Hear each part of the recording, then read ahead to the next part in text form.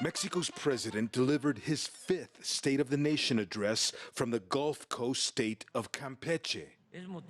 President Manuel Lopez Obrador explained why his government has focused on southeastern Mexico in an effort to fight poverty and inequality.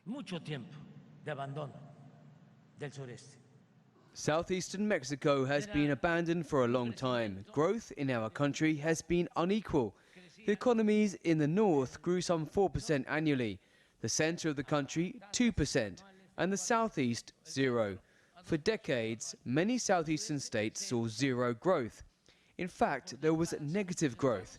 So that's what we are doing, sending more investment of public funds to the southeast to bring equality. Independent analysts say the Lopez Obrador administration's decision to raise the minimum wage in Mexico has lifted millions out of poverty, while the number of Mexicans in extreme poverty has grown. Mexico has 129 million inhabitants. Of those 129 million, we find that 9.7 million are living in extreme poverty. That amounts to nearly 9% of the total population living in extreme poverty. While the poverty rate has declined 1 year before Mexico's next presidential election, polls show that most Mexicans are still worried about their security. The president says things are improving. Our strategy for attending to the causes of violence is working. We apply the principle that peace is the fruit of justice. Federal crimes have decreased by 24%. Homicides have fallen 17%. Ignacio Martinez is a leading political analyst at Mexico's National Autonomous University in Mexico City.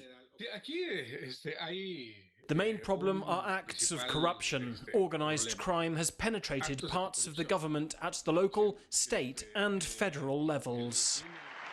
As he enters his final year of a 6-year term, most polls indicate Lopez Obrador has an approval rating of more than 60%.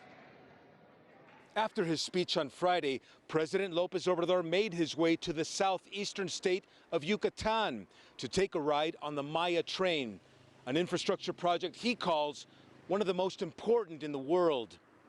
Frank Contreras, CGTN, Mexico City.